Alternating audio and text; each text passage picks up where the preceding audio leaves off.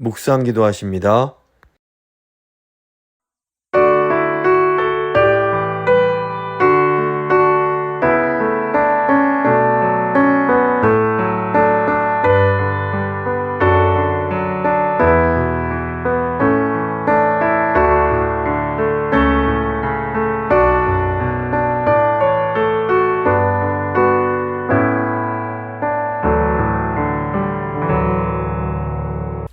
사도신경 고백합니다. 나는 전능하신 아버지 하나님, 천지의 창조주를 믿습니다. 나는 그의 유일하신 아들 우리 주 예수 그리스도를 믿습니다. 그는 성령으로 잉태되어 동정녀 마리아에게서 나시고 본디오 빌라도에게 고난을 받아 십자가에 못 박혀 죽으시고 장사된 지 사흘 만에 죽은 자 가운데서 다시 살아나셨으며 하늘에 오르시어 전능하신 아버지 하나님 우편에 앉아 계시다가 거기로부터 살아있는 자와 죽은 자를 심판하러 오십니다. 나는 성령을 믿으며 거룩한 공교회와 성도의 교제와 죄를 용서받는 것과 몸의 부활과 영생을 믿습니다. 아멘. 찬송가 350장입니다. 찬송가 350장 찬양하시겠습니다.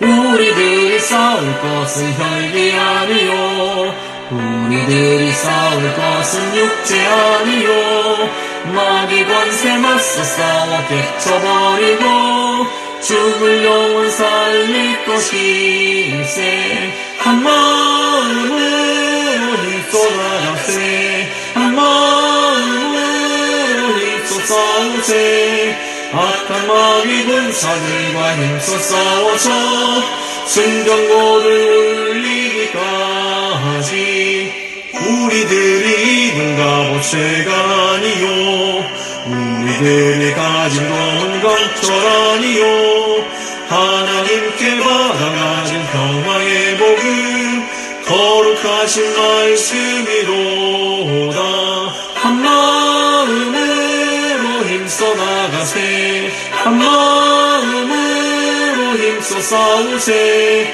악한 마귀 군사들과 힘써 싸워서 승전고를 울리기까지 악한 마귀 죄 아무리 강할지라도 우리들의 대장 예수 앞서가시니 주저 말고 용감하게 힘써 싸우세 최후 승리 얻을 때까지 한 마음으로 힘써 나가세 한 마음으로 힘써 싸우세 악한 마귀 군사들과 힘써 싸워서 승전고를 울리기까지 죄악 중에 빠진 사람 죄를 뉘우쳐 십자가에 달린 예수 믿기만 하면 위태한 데 빠진 영혼 구원 얻어서 전국 백성 될 것임일세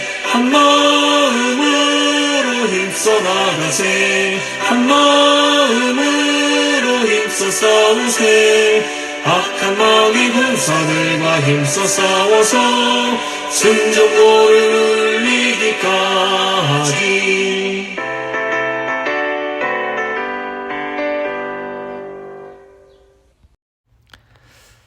살아계신 하나님 감사합니다. 이 복된 주일 허락해 주시고 이 오후 시간에 또다시 18세기 이 근대의 이 상황을 통해서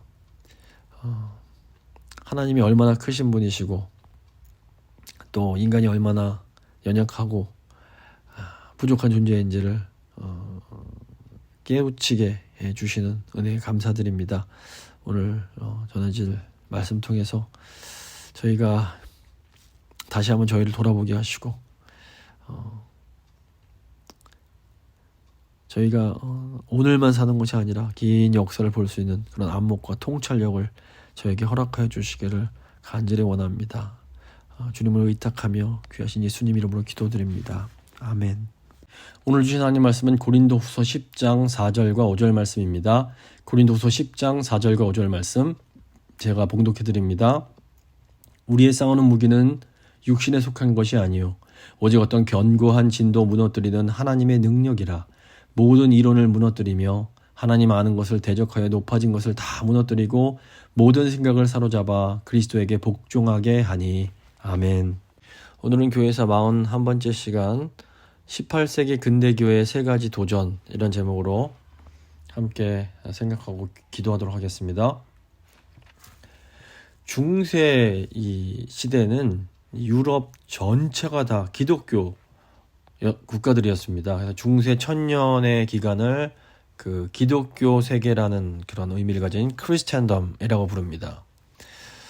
그런데 이제 중세 시대에 이 로마 가톨릭 교회가 심각하게 이제 타락을 하게 됩니다. 교황이 절대적인 권력을 소유하게 되고 성직자들의 타락도 극에 달하게 되면서 결국 바른 진리를 추구하는 사람들에 의해서 16세기에 종교개혁이 이제 일어나고 유럽 사회에 새로운 부흥이 일어납니다. 근데 종교개혁이 시작된 지 100년이 지나면서 그 유럽에서는 어떤 의미에서 최초의 세계대전이라고 볼 수 있는 그 종교전쟁, 30년 전쟁이 일어나게 됩니다. 1618년부터 1648년까지 일어난 전쟁입니다. 이 전쟁으로 인해서 사람들이 이 기독교라는 종교에 대해서 깊은 회의를 느끼게 됩니다. 그리고 이와 맞물려서 이 신대륙 발명과 과학 혁명이 이제 진행이 되는데 그 결과 이제 계몽주의 같은 그런 사상이 일어나면서 이 유럽 사람들이 이 기독교로부터 벗어나려는 그런 소위 세속화가 진행되기 시작합니다. 그러니까 오늘은 이제 기독교 국가이던 기독교 세계이던 유럽 국가들이 기독교에서 이렇게 점점 멀어지게 만들었던 세 가지 요인에 대해서 한번 생각을 해보도록 하겠습니다. 이것이 이제 저에게 중요한 것은 뭐냐면 오늘날에도 이 기독교로부터 이렇게 멀어지려는 사람들의 마음 가운데 이런 요인들이 여전히 작용을 하고 있기 때문에 그렇습니다. 세 가지가 있는데 먼저 지리상의 발견, 두 번째 과학혁명, 세 번째 계몽주의가 됩니다. 먼저 그 지리상의 발견을 생각해 보겠습니다. 유럽의 소위 세속화를 가져온 첫 번째 요인이 지리상의 발견이 있습니다. 이 스페인과 포르투갈은 이 강력한 카톨릭 국가로서 처음부터 개신교를 아주 강력하게 탄압을 했습니다. 영국, 프랑스, 독일 같은 나라들 같은 경우에는 이제 16, 17세기의 종교개혁으로 어떤 몸살을 앓았는데 당시 이제 유럽의 가장 왼쪽 끝부분에 있던 스페인과 포르투갈은 신대륙 정복에 이제 그 집중을 하게 됩니다. 루터가 독일에서 종교개혁을 시작하던 1517년에 이제 그 종교개혁이 시작됐는데 그때부터 25년 전인 1492년에 이탈리아 출신의 크리스토퍼 콜럼버스가 이 스페인 왕의 이 공주의 지원을 받아서 아메리카 대륙에 도착하게 됩니다. 이 콜럼버스의 발견은 유럽 사람들에게는 새로운 대륙에 대한 환상을 주었지만 정작 이 아메리카 원주민들에게는 아주 그냥 끔찍한 비극의 시작이었다고 볼 수 있습니다. 처음부터 신대륙 정복은 두 가지 목적이 있었습니다. 하나는 신대륙으로부터 이렇게 그런 은이나 이런 광물, 이런 자원을 수탈하는 것이었고, 다른 하나는 그 지역의 원주민들을 로마 가톨릭으로 개종시키는 거였습니다. 그러니까 종교개혁으로 유럽에서 많은 세력을 잃어버린 로마 가톨릭이 이 신대륙 발견을 어떻게 보면 새로운 선교의 기회로 삼았던 겁니다. 저희가 이미 살펴봤지만 로욜라가 설립한 이 예수의 선교사들은 이 신대륙 아메리카뿐 아니라 저 아시아까지 진출해서 활발하게 선교를 합니다. 결과적으로 유럽들에게서 잃어버린 가톨릭 신자들보다 신대륙에서 새롭게 생겨난 가톨릭 신자들이 더 많아질 수 있게 됩니다. 이 스페인과 포르투갈은 신대륙이 발견되자마자 교황에게 가서 이 아메리카 대륙에 대한 권리를 얻어내게 됩니다. 그리고 군대를 파견해서 중앙아메리카와 남아메리카를 차례차례 정복해 갑니다. 열렬한 카톨릭 지지자였던 스페인 국왕은 정복하는 곳마다 원주민들을 동원해서 교회를 짓고 교황은 아주 손쉽게 신대륙 선교를 해 나아갈 수가 있었습니다. 근데 이 정복자들은 이 원주민을 노예로 삼으면서도 이 복음화를 위해서는 어쩔 수 없는 일이다라고 정당화를 했습니다. 또 선교사들을 앞세워서 제대로 무장하지 않은 원주민들을 아주 거침없이 살육했습니다. 이런 겁니다. 스페인 군대가 딱 이제 원주민들에게 갑니다. 전쟁을 치르기 전에 먼저 스페인 사제들에게 스페인어로 된 기독교 신앙을 요약한 것을 크게 읽게 합니다. 그런데 원주민들은 스페인어를 모르기 때문에 당연히 아무런 반응도 할 수가 없습니다. 근데 그러면 스페인 군인들이 이 원주민들이 복음을 듣고도 아무런 응답을 하지 않네? 이거는 하나님에 대적하는 거다. 이러면서 뭐 아이건 노이건 임산부건 가리지 않고 뭐 몸을 찢고 칼로 베어서 조각을 내면서 잔인하게 학살을 감행합니다. 어차피 예수 모르니 지옥 가야 될 운명이다. 뭐 이런 식으로 생각을 했던 겁니다. 그러니까 스페인 군들은 원주민들을 인간으로 보지 않고 그저 짐승처럼 대했습니다. 아이들을 바위에 패대기 치고 물속에서 던져 죽이는 것은 뭐 예사였고, 심지어 그리스도와 제자들을 기념한다고 그 숫자만큼 원주민을 산채로 태워 죽이거나 뭐 개 먹이로 주었을 정도로 아주 잔인하게 굴었다고 합니다. 그러니까 16세기 당시 세계 인구가 4억 명 정도였다고 합니다. 근데 이 중에서 5분의 1인 약 8천만 명이 이 신대륙 아메리카에 살았습니다. 그런데 이제 유럽인이 아메리카로 진출한 지 50년이 채 되지 않아서 원주민 인구가 8분의 1, 즉 1000만 명으로 줄어들게 됩니다. 그리고 17세기가 되면 또다시 10분의 1인 100만 명으로 줄어들게 됩니다. 그러니까 80분의 1로 이제 줄어들게 된 겁니다. 이렇게 인구가 감소한 것은 뭐 스페인 군들이 잔악하게 그들을 학살한 것도 있지만 더 큰 원인은 전염병이었습니다. 유럽에는 가축들을 많이 키웠기 때문에 뭐 천연두, 홍역, 말라리아, 인플루엔자 같은 이런 바이러스에 대한 면역력들이 많이 있었습니다. 그런데 이 아메리카 대륙은 그런 질병들이 전혀 없었기 때문에 이 면역력이 전혀 없었습니다. 근데 유럽인들이 들어오면서 이 바이러스를 가지고 들어오고 이로 인해서 원주민들이 그냥 수없이 죽어나갔던 겁니다. 유럽 대륙이 이 종교개혁으로 이제 16, 17세기에 아주 몸살을 앓고 있을 때 스페인과 포르투갈은 이 아메리카 대륙 원주민들을 노예로 삼아서 뭐 금광이나 사탕수수, 면화를 재배하는 대농장을 경영하면서 큰 이익을 얻게 됩니다. 그런데 이제 이렇게 학살과 전염병으로 인해서 인구가 뭐 80분의 1로 줄면서 식민지를 운영하는데 어려움을 겪게 됩니다. 이걸 극복하기 위해서 생각해낸 방법이 뭐냐면 아프리카에서 노예를 데려와서 일을 시키는 거였습니다. 그러니까 유럽 사람들은 자기들의 그런 악한 행동을 정당화하려고 성경을 이용을 합니다. 창세기 9장 보시면 노아의 둘째 아들 함의 그 아들 가나안의 후손이 이제 그 아프리카 사람들이다라는 사실 전혀 근거가 없는 주장을 하면서 이렇게 아프리카 사람들을 노예로 삼는 것을 정당화 시켰던 겁니다. 결국 노예제도가 폐지되던 19세기까지 3천만 명 이상의 아프리카 사람들이 이 아메리카 지역의 노예로 끌려오게 됩니다. 당시에는 카톨릭 선교사들 중에서도 이 식민지배와 노예제를 지지하는 그런 사람들이 많았습니다. 그리고 이런 사람들은 원주민을 개종시키겠다라는 명분으로 원주민을 곤봉으로 때리고 철망에 가두고 말을 안 듣는다는 이유로 막 죽였습니다. 물론 이렇게 잔인한 일들이 벌어지는 가운데서도 일부 카톨릭 선교사들은 이 원주민들을 위해서 아주 진실되게 헌신된 분들이 계셨습니다. 대표적인 분이 스페인 출신 사제 바르톨로메 데 라스카사스라는 그런 사제입니다. 이 라스카사스도 처음에는 식민지배와 노예제 제도를 지지를 했습니다. 그런데 이제 같이 지내다 보니까 이 노예제도에 아주 심각한 문제가 있다는 것을 깨닫고 자기들의 노예들을 다 해방시켜주고 진정한 그리스도인들이라면 결코 원주민들을 착취하면 안 된다 이렇게 소리를 높이게 됩니다. 이 라스카사스는 원주민들이 당하는 고통이 이스라엘 백성들이 애굽에서 받았던 고통보다 더 크다라고 말을 하면서 원주민들을 그리스도인으로 만들기 위해서 죽이고 파멸시켜야 한다면 차라리 그리스도인이 되지 않는 편이 더 낫겠다 이런 말을 합니다.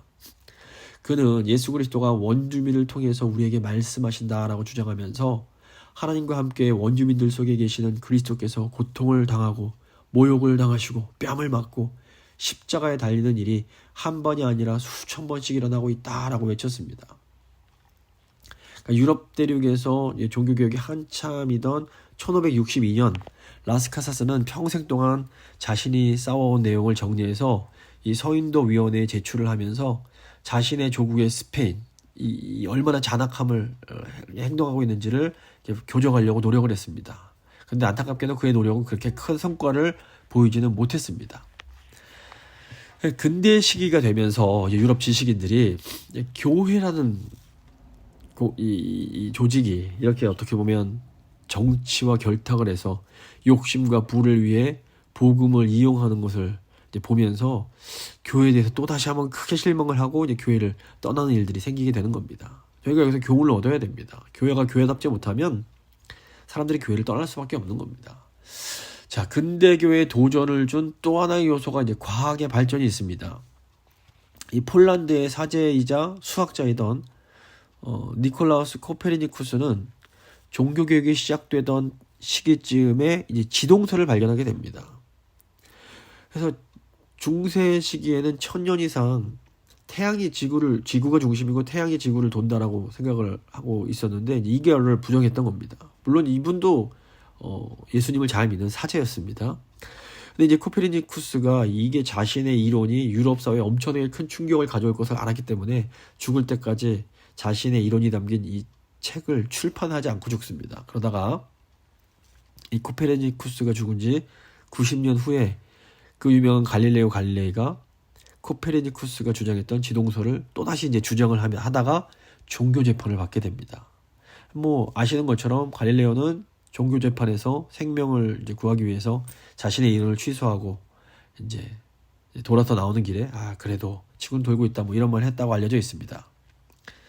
뭐 갈릴레이가 정말로 그런 말을 했는지 저희가 알 수 없지만 이 갈릴레이 사건은 앞으로 진행될 과학혁명의 일종의 출발점이었다고 볼 수 있습니다. 종교개혁 이후에 카톨릭과 개신교로 나눠진 유럽 교회는 막 서로 싸우면서 유럽인들에게 어떤 감동과 은혜를 주지 못했습니다. 카톨릭은 개신교를 저주하고 너넨 뭐 안 된다고 파문을 했지만 17세기 이후로 유럽에서의 교황의 영향력은 과거에 비해서는 아주 현격하게 줄어들게 됩니다. 또 개혁을 외치면서 출발했던 개신교회들도 시간이 지나면서 뭐 카톨릭과 싸우고 또 다른 교파 간에 싸우면서 자기 교리를 정교화하는데 집중하면서 어떻게 보면 그 카톨릭처럼 정통주의로 후퇴하는 모습들을 보이는 시기가 있었습니다. 루터만 해도 이 코페르니쿠스의 책이 성경의 가르침과 상반된다라고 하면서 지동설을 거부했습니다. 이렇게 근대가 되면서부터 이제 종교는 점점 영향력을 잃어가게 되고 그 자리를 자연과학이 대신하게 됩니다. 17세기는 과학혁명이 일어난 시기라고 봅니다. 실제로 과학이 정말로 발전이 눈부셨습니다. 잘 아시는 뉴턴이 만류인력의 법칙을 발견했고 그 영국인 보일이 이 기체 압력과 부피에 관한 이 보일의 법칙을 발견을 합니다. 독일에서는 라이프니츠가 뉴턴과 함께 미적분학을 만들게 되고 프랑스의 라부아제는 산소를 발견하면서 근대 화학의 기초를 확립하게 됩니다. 또 생물학에서는 라마르크가 용불용소를 말하면서 생물의 진화를 주장을 했고 스웨덴의 린네는 식물 분류학을 창시하고 영국의 제너는 종두법을 발견해서 면역 접종의 길을 열게 됩니다. 이런 모든 과학적 발견이 다 17세기 100년 안에 일어납니다. 이렇게 과학이 폭발적으로 발전하면서 유럽인들은 과학적인 진리가 절대적이고 객관적이며 보편적인 진리라고 믿기 시작합니다. 이렇게 과학이 급격하게 발전하면서 생겨난 것이 바로 이신론입니다. 영어로 deism이라고 하는데 이 이신론은 창조주 하나님을 믿지만 이 하나님이 구원자이심은 믿지 않는 겁니다. 그러니까 정통 기독교 신앙에 따르면 우리 하나님께서는 세상을 창조하셨을 뿐 아니라 섭리 가운데 우리를 구원해 주시고 우리를 계속해서 돌봐주십니다. 그런데 이신론자들은 하나님을 마치 어떤 시계 제작자처럼 생각을 했습니다. 그러니까 시계 제작은 했지만 시계를 만들고 나서는 시계가 스스로 돌아가기 때문에 시계 제작자가 시계에 간섭하지 않는다는 겁니다. 하나님이 이와 같다는 겁니다. 이 신론자들은 창조주 하나님께서 매우 과학적이며 질서 있는 마치 시계처럼 잘 돌아가는 우주를 창조하셨다고까지 믿습니다. 그런데 창조가 끝난 후에는 더 이상 우주에 일체 간섭하지 않으신다라고 생각을 했습니다. 그렇기 때문에 이 신론자들은 어떤 일반적인 자연 법칙을 벗어나는 기적이라든가 하나님의 이런 간섭하심을 철저하게 부정합니다. 이 신론자들에 따르면 그래서 삼위일체라든가 이런 것들은 전혀 근거 없는 허구적 개념에 이제 불과했던 겁니다. 이 신론자들의 이 교리, 이들의 주장은 굉장히 심플합니다. 하나님은 존재한다. 인간은 하나님을 경배해야 된다. 인간이 하나님을 경배할 수 있는 최선의 방법은 착하게 사는 것이다. 착하게 살면 복을 이 선악에 대한 심판이 결국 하나님으로부터 있을 것이다. 이런 내용입니다.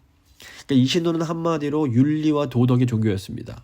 그런데 당시 유럽의 많은 상류층 지도자들은 이 신론을 믿었습니다. 독일의 라이프니츠라든가 프랑스의 루소, 미국의 벤자민 프랭클리나 토마스 제퍼슨 같은 분들이 다 이 유명한 이신론자들이었습니다. 하나님을 믿긴 믿지만 성경이 가르치는 하나님을 믿지는 않았던 겁니다. 이신론자들은 계시의 필요성을 부정하고 신앙의 문제도 인간의 순수한 이성으로 충분하다라고 생각을 했습니다. 결과적으로 이신론이 이 정통적 기독교, 역사적 기독교 신앙에 큰 해를 끼치게 됩니다. 이신론의 영향으로 많은 교회들이 삼위일체 교리와 예수님의 신성을 거부하는 그런 일들이 이제 생겨나게 됩니다. 마지막으로 계몽주의를 보겠습니다. 유럽의 세속화에 가장 큰 영향을 준 것은 계몽주의라고 할 수 있습니다. 유럽에서 발생한 30년 전쟁으로 많은 지역에서 수없이 많은 사람들이 죽고 경제도 엉망이 되어버렸습니다. 그러니까 1648년에 베스트팔렌 조약으로 이 전쟁이 끝났을 때 사람들이 완전히 그냥 지치고 이 종교에 어떻게 보면 질려버리게 됩니다. 중세 시대에는 모든 것의 중심이 종교였습니다. 그런데 이 근대가 되면서 사람들은 종교로 인한 싸움에 짜증을 내면서 이 종교는 국가의 문제가 아니라 개개인의 선택이 돼야 된다라는 생각이 이제 점점 확산되기 시작합니다. 지식인들과 정치인들은 종교를 국제 갈등 및 국내 갈등의 근원이요, 축복이 아닌 짐처럼 여기게 됩니다. 신앙을 위해서 목숨을 걸고 싸우는 광신적인 신앙을 싫어하는 분위기가 생겨납니다. 유럽 대륙뿐 아니라 영국에서도 청교도와 성공의 신자들 사이에 싸움이 있고, 아울러 의회파와 왕당파 간의 싸움 때문에 나라 전체가 큰 어려움을 겪으면서 유럽 전체적으로 어떤 그 기독교에 대한 회의가 생겨나게 됐던 겁니다. 이렇게 종교적인 회의가 일어날 때에 생겨나게 된 게 계몽주의입니다. 계몽주의는 영어로 enlightenment라고 하는데, enlighten이라는 것이 밝혀준다는 뜻입니다. 그래서 계몽주의는 세상을 밝힌다라는 것인데, 여기에는 두 가지 의미가 있습니다. 우선 계몽주의는 중세가 이 기독교라는 종교 때문에 깜깜한 암흑시기였다라고 봅니다. 기독교라는 미신적인 종교 때문에 사람들이 아무것도 할 수 없었다라는 겁니다.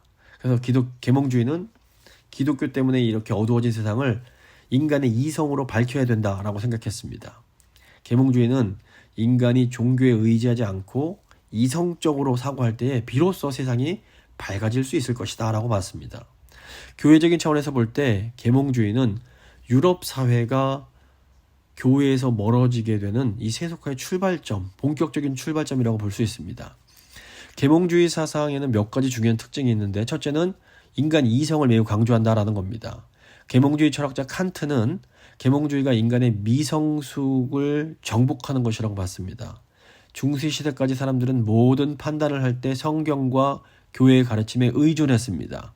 칸트는 이렇게 인간이 자신의 이성을 사용할 수 없는 것을 미성숙한 상태라고 봤습니다.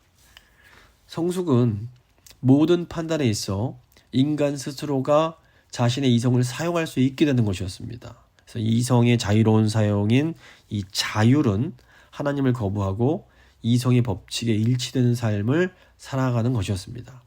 근데 이것은 기존의 이제 기독교적인 삶과는 전혀 다른 그런 새로운 삶을 추구하는 것이었다고 볼 수 있습니다. 그러니까 성경이 이거를 말하더라도 우리 인간 이성이 다른 걸 말하면 하나님의 계시보다 이성을 따라야 된다, 이렇게 생각을 하기 시작했던 겁니다. 물론 칸트는 하나님께서 존재하신다는 사실은 인간의 이성의 영역 저 밖에 있는 것이기 때문에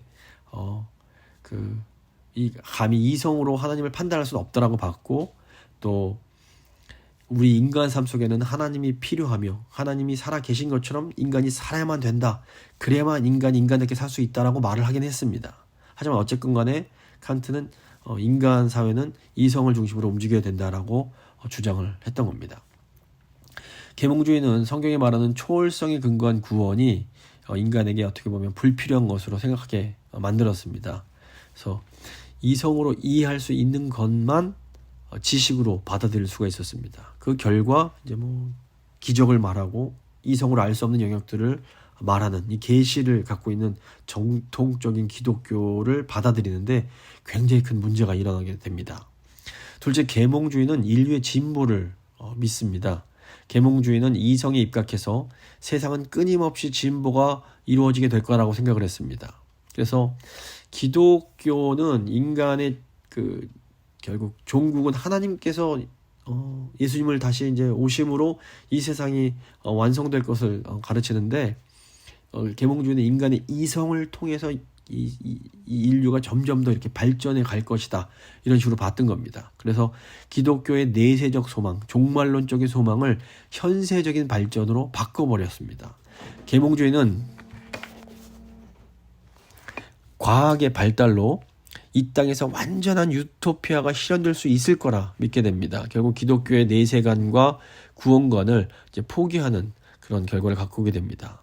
이로 인해서 많은 사람들이 기독교 신앙을 버리고 계몽주의를 이제 따라서 살게 됩니다. 셋째로, 계몽주의는 잘못된 권위의 타파를 주장합니다. 계몽주의는 유럽을 지배하고 있는 전제군주와 교회의 권위에서 벗어나야 된다라고 주장합니다. 계몽주의는 기존의 국가관, 정부에 대한 이해, 왕이나 황제에 대한 이해를 완전히 변화시킵니다. 그래서 국가는 더 이상 그 자체로 목적이 아니고 국가는 국민의 권리를 보장하고 보존하기 위한 존재다라는 생각을 갖게 합니다. 이전에는 왕을 위해서 국민이 존재하는 것이다 라고 사람들이 믿었습니다. 그런데 계몽주의로 인해서 이제는 국가는 국민의 행복한 삶을 위한 수단이 되어야 된다라고 믿게 된 겁니다. 사실은 이런 의미에서 볼 때는 우리는 이 시대 21세기에 사는 거의 이제 대부분의 사람들은 계몽주의의 후예라고 볼 수 있습니다. 국가의 역할은 국민의 인권, 권리, 기본권을 보장하고 증진시키는 것이다, 이런 생각을 하는 것은 이 계몽주의 영향이 큽니다. 이렇게 인간의 권리와 행복을 보장받기 위해서 만들어진 국가는 당연히 국민의 동의 없이는 존재할 수 없고, 국민의 인정을 받지 못하는 국가는 의미가 없다. 민의를 배반하면 국민은 혁명적으로 이 국가를 폐지할 수 있다라는 이제 주장을 하게 되는데, 이런 잘못된 권위에 대한 저항 정신이 1776년의 미국의 독립과 1789년 프랑스 혁명으로 이어지게 됩니다. 그런데 사실 따지고 보면 이런 옳지 않은 잘못된 권위에 대한 저항 정신은 계몽주의가 아니라 종교개혁자들에 의해서 시작이 됐습니다. 1572년에 프랑스의 이 바돌로메오 대사 학살 사건 기억하실 겁니다. 이 전까지는 종교개혁자들도 왕의 권위에 대해서 저항하는 것을 굉장히 이제 소극적이었습니다. 칼빈만 해도 시민이 어떤 물리력을, 폭력을 사용해서 정부를 막 대항하기보다는 오직 말씀 따라 살아야 되고, 왕이 잘못을 하면 신하를 통해서 왕을 설득해야 된다라고 생각을 했습니다. 그런데 프랑스에서 약한 군주에 의해서 개신교인들이 대거 학살을 당하면서 왕이 이런 정말 하나님 뜻에 완전히 벗어난 폭군일 경우에는 물리력을 동원해서라도 폭군을 건재해서 내릴 수 있다는 생각이 이제 종교개혁자들 사이에서도 강해지기 시작했던 겁니다. 그리고 이제 18세기 후반에 오면서 계몽주의와 이런 생각들이 맞물리면서 프랑스 혁명으로 나타나게 되었던 겁니다. 그래서 기독교에서 시작된 잘못된 권위에 대한 저항의 개념이 계몽주의에 의해서 강화되면서 18세기 시민혁명이 아주 큰 영향을 주게 된 겁니다. 그래서 프랑스에서는 시민이 실제로 악한 왕을 이제 쫓아버리는, 과거에는 감히 생각지도 하지 못했던 그런 일들이 정말로 일어날 수 있게 되었던 겁니다. 계몽주의는 당시 사회의 불합리적 폐단을 제거하는데 기여한 측면이 분명히 있습니다. 인권, 의료, 교육, 여성의 권리, 노동자, 노예에 대한 이해를 아주 합리적으로 혁명적으로 발전시킵니다. 또 온갖 미신적인 행위에 대항하던 계몽주의는 로마 카톨릭의 마녀 재판에 종지부를 찍게 만듭니다.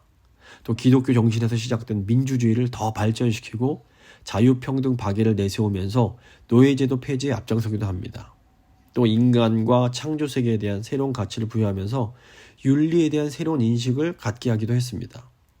하지만 그럼에도 불구하고 계몽주의는 결정적으로 기독교를 인간 이성을 기초로 이해해야 된다라고 생각하게 만듭니다. 그래서 계시, 기적, 회심, 기도, 구원, 예수 그리스도의 신성, 삼위일체, 하나님의 주권과 같은 아주 소중한 이런 믿음을 위협하게 됩니다.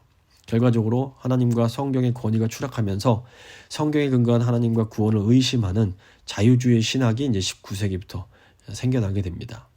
말씀을 좀 마무리 지어보도록 하겠습니다. 인류의 역사는 하나님의 일하심이 드러나는 현장입니다. 우리는 인류의 역사를 더 깊고 더 넓은 시각에서 볼 필요가 있습니다. 하나님은 교회를 통해서 구원의 역사를 진행시켜 가십니다. 하지만 하나님은 교회뿐 아니라 온 세상을 주관하고 계신다는 것도 잊어서는 안 됩니다. 이 지리상의 발견은 한편으로는 인간의 탐욕이라는 죄 때문에 끔찍한 비극으로 끝이 났습니다. 근데 하지만 바로 이 어두운 시기에 또 지구 다른 한편에서는 신실한 그리스도인들을 통해서 이 선교의 대부흥이 일어나기도 했습니다. 과학도 마찬가지입니다. 과거로 인해서 인간이 더 교만해진 부분이 분명히 있습니다. 하지만 또 과학의 발전으로 인해서 하나님이 창조하신 세상에 대한 이해가 훨씬 더 깊어지고 또 질병을 극복할 수 있는 그런 힘들이 생겨나기도 했습니다. 계몽주의도 마찬가지입니다. 이성이 강조되면서 많은 사람들이 교회를 떠나갔지만 동시에 또 교회가 잘못했던 부분들이 드러나면서 또 교회도 개혁을 하고 사회가 새롭게 개선되는 그런 부분들이 있었습니다. 결과적으로 과학과 이성이 강조되던 근대는 교회에게는 큰 도전의 시간이었습니다. 하지만 우리 하나님께서는 이 교회를 그냥 또 내버려 두지 않으시고 또 놀랍게 새로운 일들을 행하십니다. 이제 다음 주부터는 하나님께서 이 근대에 어떤 새로운 일들을 또 행하셨는지를 또 살펴보도록 하겠습니다. 지금 기도하실 때 하나님 저에게 역사를 볼 수 있는 눈을 주시고 이 교회뿐 아니라 온 세상을 운행하시고 주관하시는 그런 크신 하나님을 우리가 기억하면서 더 하나님을 경외하고 더 하나님을 온전히 바라보며 살 수 있게 해달라고 한번 간절히 기도하도록 하겠습니다.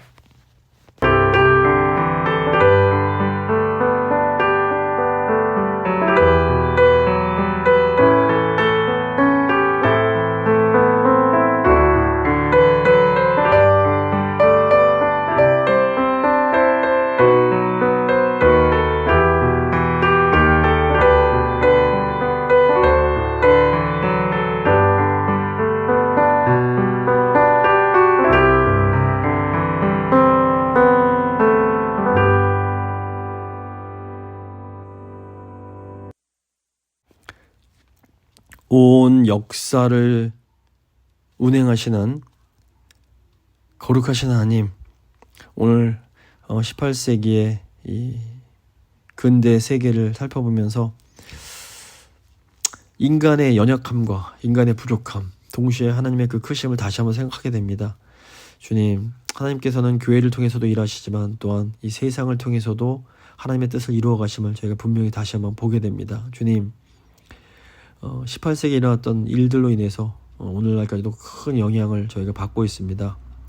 또 아버지 지금 일어나는 일들을 통해서 또 저희의 다음 세대들도 영향을 받게 될 것입니다. 주님, 저희가 크신 하나님을 기억하면서 늘 하나님을 경외하며 하나님의 뜻을 이루며 살아갈 수 있도록 주여 저희를 붙들어 주시옵소서. 살아계신 하나님만 의지하게 하여 주시옵소서. 하나님만이 저희의 소망이 되심을 저희가 잊지 않게 하여 주시옵소서. 주님만 의지하며 귀하신 우리 주 예수 그리스도의 이름으로 기도드립니다. 아멘. 찬송가 366장입니다. 찬송가 366장 찬양하시겠습니다.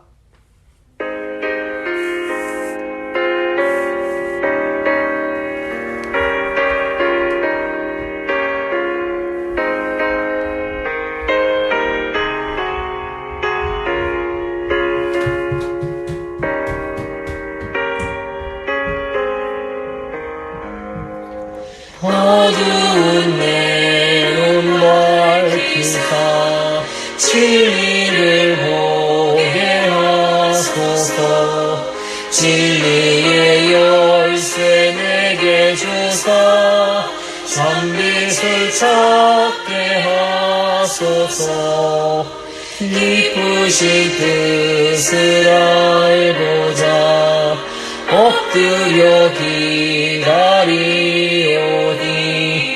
내 눈을 뜨게 하소서.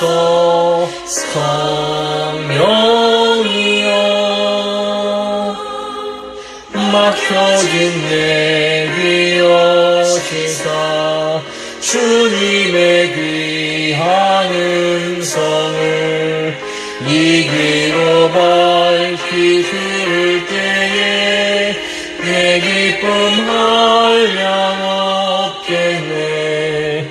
기쁘신 뜻을 알고자 엎드려 기다리오니 내 눈을 열어주소서. 성령이여 공해진 내 여시사 복음을 널리 전하고 차가운 내 맘 녹여주사 사랑을 하게 하소서. 기쁘신 뜻을 알고자 엎드려 기다리오니 내 입을 열어주소서. 성령이여 주님 가르쳐주신 기도로 예배 마치도록 하겠습니다. 하늘에 계신 우리 아버지, 아버지의 이름을 거룩하게 하시며 아버지의 나라가 오게 하시며 아버지의 뜻이 하늘에서와 같이 땅에서도 이루어지게 하소서.